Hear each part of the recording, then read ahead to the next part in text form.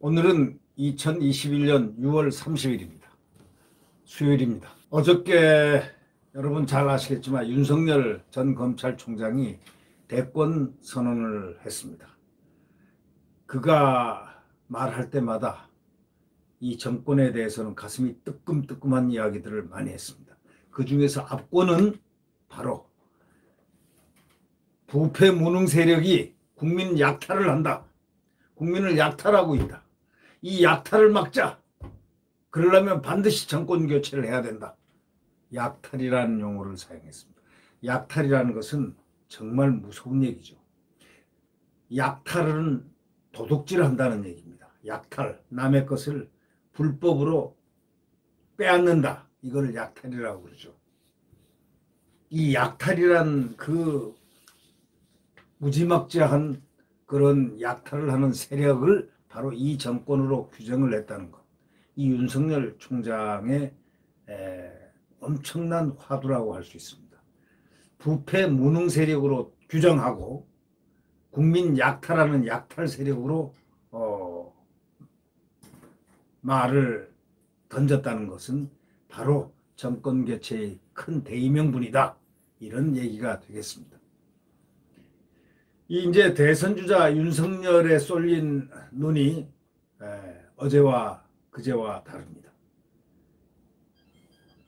윤석열 전 총장이 대선 출마 선언문에 국민 약탈이라는 용어를 쓰고 무도한 행태라고 쓰고 독재와 전제라는 강도 높은 표현을 썼다는 것. 그리고 이것이 문재인 정부를 향한 이 비판 중에 가장 중심 어휘가 되고 있다는 것. 그래서 정권 교체를 하자는 것. 결국 윤석열 총장은 칼을 들었습니다. 그 칼은 이 정권을 무너뜨리지 않으면 안 된다는 그런 필연적인 그의 사명의식처럼 이렇게 느껴졌습니다. 윤석열 전 총장은 대선 출마 선언문에 국민 약탈 이 용어를 썼거든요. 선언문에 그렇게 썼습니다. 국민 약탈, 무도한 행태, 독재와 전제. 이것을 위해서 정권 교체를 하지 않으면 안 된다. 라는 이야기의 핵심 키워드라고 할 수 있습니다. 결국 윤 총장은 이런 얘기를 했습니다. 또 경제와 관련해서는 경제 상식을 무시한 소득주도 성장, 소위 소주성이죠. 시장과 싸우는 주택 정책, 또 법을 무시하고 세계 인류 기술을 사장시킨 탈원전, 매표에 가까운 포퓰리즘 정책으로 수많은 청년 자영업자, 중소기업인 저임금 근로자들이 고통을 받고 그들을 무너뜨렸다는 이런 민생 문제부터 짚기 시작을 했습니다. 정부 부채가 급증하면서 변변한 일자리도 못 찾은 청년 세대들이 엄청난 미래 부채를 떠안게 되고 청년들의 좌절은 대한민국을 인구 절벽으로 몰아가고 있다라는 결론적으로 굉장히 암울한 이런 것을 생각하면서 앞으로 정권 교체하지 않으면 이 나라는 결국 망한다는 이러한 결론을 예상케 하는 바로 그러한 절박한 그의 선언문이었습니다. 문재인 정부의 정치와 국정운영의 방법을 한마디로 아주 단정적으로 비판을 했는데 그거는 네 편 내 편으로 갈라가지고 상식과 공정, 법치를 내팽개치고 나라의 근본을 지금 무너뜨리고 있고 국민을 좌절과 분노에 빠지게 했다는 엄정한 검사의 논고처럼 검찰총장의 논고처럼 무섭게 파고들었습니다. 그러면서 이 정권은 권력을 사유화했고 또 집권을 연장해서 계속 국민을 약탈하려고 달려든다. 이렇게 얘기했습니다. 국민을 약탈하려 달려든다. 이 얘기는 엄청난 이야기입니다. 약탈이란 말은 무서운 말입니다. 도적질한다는 얘기입니다. 도둑질한다는 얘기입니다. 국민의 것을 훔쳤다는 얘기입니다. 훔치려 한다 이런 얘기입니다. 그래서 부패하고 무능한 세력의 집권 연장을 막아야 한다는 그것을 수차례 강조했습니다. 결국 이 윤 총장의 이야기는 무서운 이 정권에 대해서 비판하는 것으로 일관되어 있습니다. 여러분 잘 알겠지만 한일 관계를 얘기할 때 이념 편향적인 죽창가를 부르다가 여기까지 와서 이 나라가 국익을 손상당하는 이런 지경에 이르렀다는 그 얘기도 잊지를 않았습니다. 결국 이 윤석열 총장의 문제, 이 문제는 비전을 또 제시를 했습니다. 산업화와 민주화가 만든 국민 상식으로부터 이제 다시 출발하자 이런 얘기고, 경제 문제에 대해서는 기술혁명 시대 과학기술 사회혁신이 필수적인 것이기 때문에 그 부분을 집중적으로 우리는 과거를 계승하자. 이 정권을 뺀 바로 그 전 기술혁명 시대 과학기술 사회혁신이 필수다 이렇게 얘기합니다. 그러면서 종부세 제도를 전면 재검토해야 되고 예측 가능한 집값으로 주택 취득을 용이하게 해야 한다 이렇게 얘기했습니다. 성장과 복지는 지속 가능성에 방점을 둬야 되고, 외교는 한일 관계를 실용주의로 해서 그랜드 바게닝을 할 필요가 있다. 그리고 국제사회 인권 가치 등 한국 정체성을 세계에 다시 보여줘야 된다. 이런 얘기입니다. 이 인권에 대해서 눈 감는 북한의 일방 편향적인 그 부분을 지금 강도 높게 은유적으로 비판한 그런 내용이죠. 국제사회 인권의 가치 등 한국 정체성을 보여줘야 된다. 한국은 인권국가라는 사실을 줘야 된다 이거죠. 북한에 대해서 저러면 안 된다 이런 얘기가 여기 숨어 있는 겁니다. 네.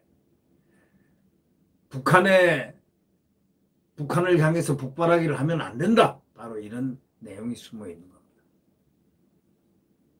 그 다음에 그 대북 문제는 그럼 어떨까? 김정은에 대한 막연한 환상 갖지 마라. 그러고 또 부정도 할 필요 없다.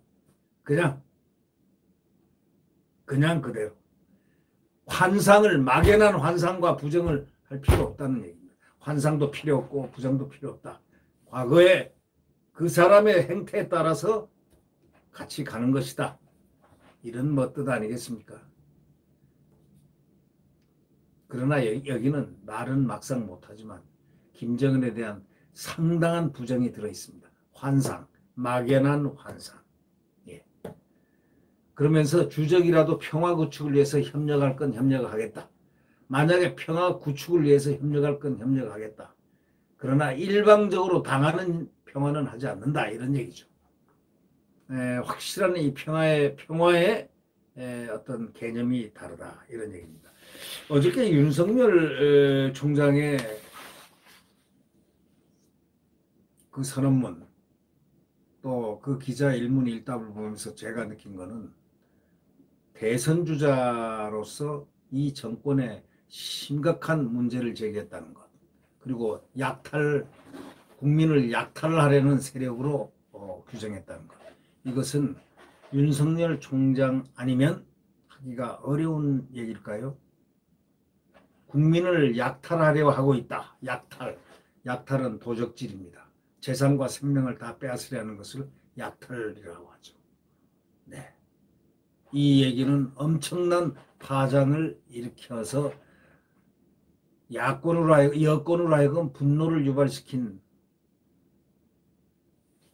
그러한 말로도 치부될 수 있습니다. 자, 어제 여권의 국회의원들이, 특히 친문들이 다 한마디씩 했습니다. 그러나 비문들은 침묵했습니다. 왜일까요? 비문들은 침묵했습니다. 네. 윤호중이니 이런 사람들이 뛰어나와서 비판을 시작했죠. 윤호중 강성 친문들 있지 않습니까? 그 타이틀을 받고 있는 그 사람들, 또 김종민 등등 항상 앞에 나와서 호가호위 아니면은 호위하는 세력, 호위 세력이죠. 네. 하여튼 윤석열 총장의 어저께 소위 부패, 무능 세력의 국민 약탈을 막아야 한다는, 반드시 그러기 위해서는 정권 교체해야 한다는 그의 대권 선언은 국민들에게 상당한 카타르시스를 부여한 것은 사실입니다. 네, 구독 버튼과 엄지를 눌러주시면 감사하겠습니다. 내일 대한민국 자유민주주의와 시장경제가 활성화되는 정말 멋들어진 과거의 대한민국이 새로운 대한민국과 함께 만날 것입니다. 과거라는 건 문재인 정권의 4년은 아닙니다. 그 문재인 4년의 정권은 대한민국이라기보다 대통령이 얘기했듯이 우리가 경험해보지 못한 전혀 새로운 나라였습니다. 맞지 않습니까? 전혀 새로운 나라를 만들겠다고 했습니다. 과거에 있었던 자유민주주의와 시장경제가 펄펄 넘쳤던 그 대한민국, 내일 새벽 그 태양은 떠오릅니다. 네, 여러분 안녕히 계십시오.